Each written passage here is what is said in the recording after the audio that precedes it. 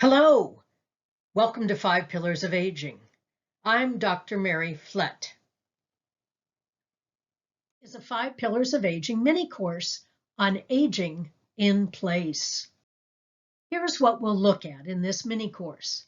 5 key questions you need to answer before you decide to move. Housing options and trends happening right now. A quality of life checklist you can use in addition to your moving checklist, and how to put it all into practice. Here are 5 key questions. Where are you in your aging process? What concerns you most about where you will live when you get older? What are your quality of life necessities? How are your needs going to change as you age? And how soon or fast do you have to decide on where to live? Let's look at these in more depth. Where are you in your aging process? Choosing to age in a place or move into a more structured living situation depends on your capacity to function. If you're still working and you're an empty nester, maybe all you're really considering right now is downsizing. But if you've faced changes in your ability to take care of yourself and you need a higher level of care, you may be making a whole different series of decisions. Key question number 2. What concerns you most about where you will live as you age? Here are some things to think about. What are your responsibilities? For example, are you in charge of maintaining the house and the garden and making sure that the car is kept functioning? Or maybe you're responsible for the inside of the house, making sure the shopping is done each week and the bills are paid. What are you expected to do in these roles? Are they gender-based or are they based on your skill set? Who are you responsible for? Is it just yourself? Or are you taking care of a partner or spouse or children or grandchildren or all of them? Who will replace you if you can't be there? Key question number 3. What are your quality of life necessities? What are these? These are your absolutely gotta haves. Think in terms of favorite shopping sources, favorite spots to camp, or places in nature that you love to visit. Favorite sports teams, movie theaters, restaurants, library, music venues. And what about your favorite doctor, healthcare specialist, or other healthcare provider? And let's not forget car mechanics, hairstylists, banks, and even farmers markets, as well as places to worship. Key question number 4. How will your needs change as you age? Americans typically make 4 moves between the time they retire and they die. The first happens when you become an empty nester. The second happens when there is a decline in functioning that impacts your ability to live independently. The third happens usually after a hospital stay. And the fourth, well, the fourth is back to the hospital for either palliative care or acute care. Either way, this is usually the final move for most Americans.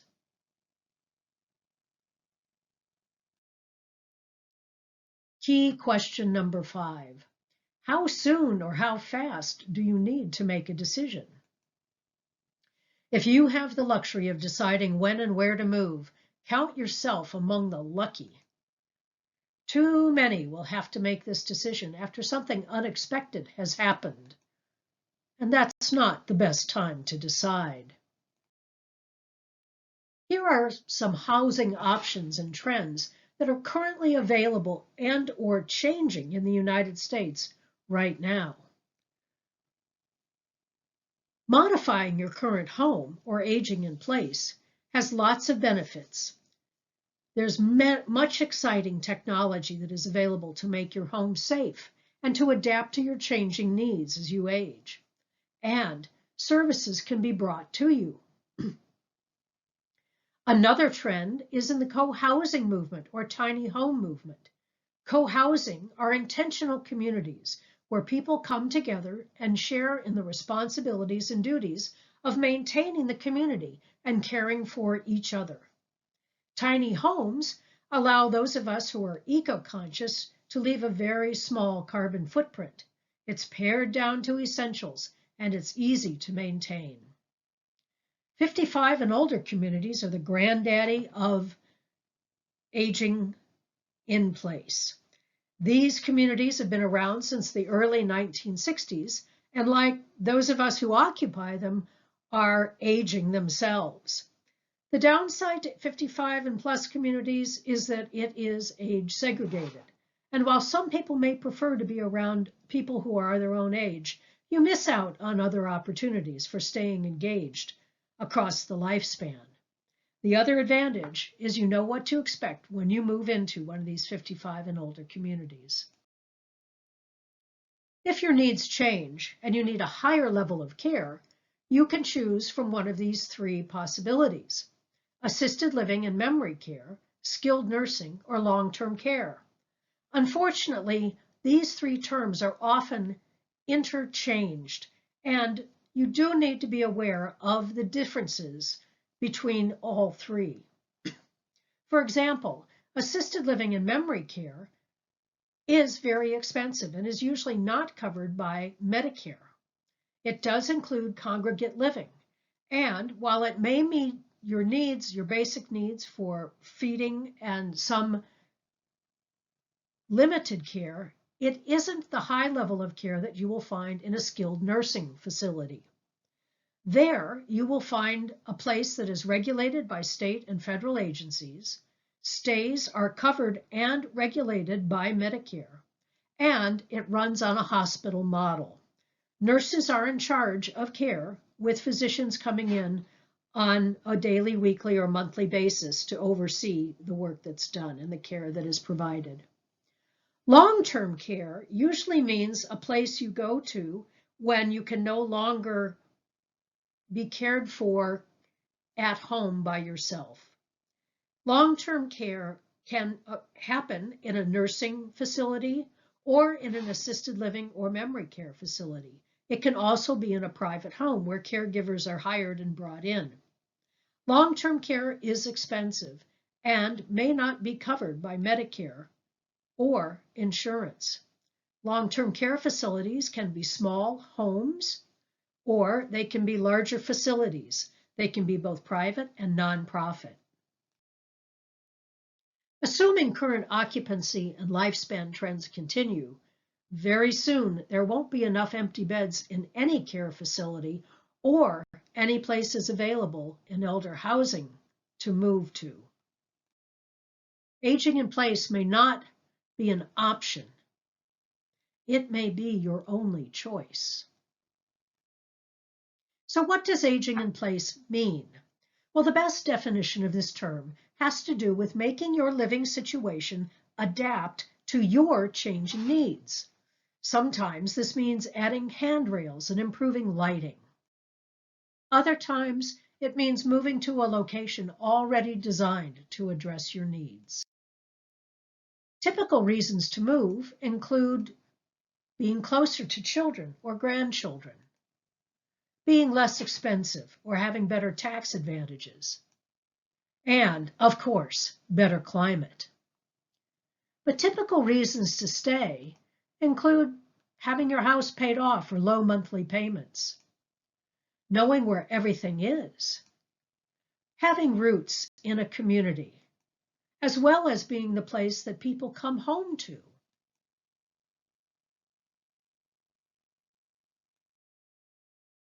This goes to quality of life, and quality of life includes many different things. Let's look at these individually. So healthcare and transportation. Some things to consider here include how will you find new healthcare providers if you move to a new location? Will your insurance plan cover services? If you need care from specialists, how far away will you need to travel? And if you can't or don't drive, what are your transportation alternatives? And how will your loved ones visit if they don't drive? In terms of food and nutrition and culture, things to research include what kinds of stores and local suppliers are in the community you're moving to. Are they chain stores that carry your favorite or familiar brands? How far will you need to travel to purchase food? Can you get locally sourced items year-round? And what alternatives do you have for obtaining food if you're unable to drive? Things to check out in terms of recreation and the arts and lifelong learning include, are there opportunities for you to continue to participate in recreational activities you enjoy? Opportunities to attend performances of music and theater, sport, or other events. If you can't drive, are there accessible, safe places for you to enjoy nature and outdoor activities? Are there opportunities for you to learn from others and share your knowledge or skills? Things to ask others in terms of employment include, are there opportunities for you to continue to earn a living, either full-time or part-time if you wish or need to? If you can't drive, are there ways for you to get to and from work? Are there opportunities for you to learn from others and share your knowledge or skills?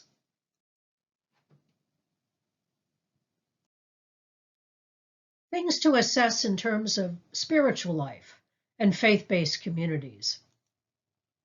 What is the availability of faith-based communities in your prospective new home? How influential are they in the overall community?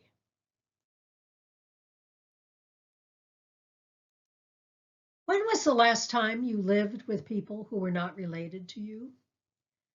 Congregate housing is often a shock when people move out of their home and into some form of a facility. For many, the last time they lived with someone else other than the family members was in college or in the service. And living with strangers certainly has its own set of challenges. If you're moving into a facility where you will share meals and activities with others, you may want to give some thought to more than just the meal plan and the floor plan. We also have to pay attention to emergencies. What might you do if you can no longer live in a facility? Some reasons for having to move include climate-related damage that makes the facility uninhabitable. For example, fires, earthquake, flood, hurricanes, or tornado damage. A change in the ownership of the facility that results in a decline or in services changing or the quality of care going down. Where would you go? What is your plan B? Let's put all of this into practice. Considerations for aging in place should include conversation about what makes life livable for you. These include quality of life concerns like access to nature, ongoing opportunities for learning and sharing what you know, as well as attending cultural events. Of course, healthcare is a primary concern. Finding out before you move what resources are available should you need them only makes sense. This includes finding out about insurance coverage, availability of services and providers, and how you would access all of this if you aren't able to drive. There are many ways that technology can enhance aging in place so you can stay where you are longer.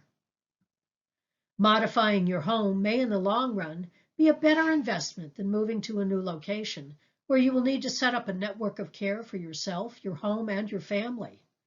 And this at a stage of life when you may not have the stamina you once did.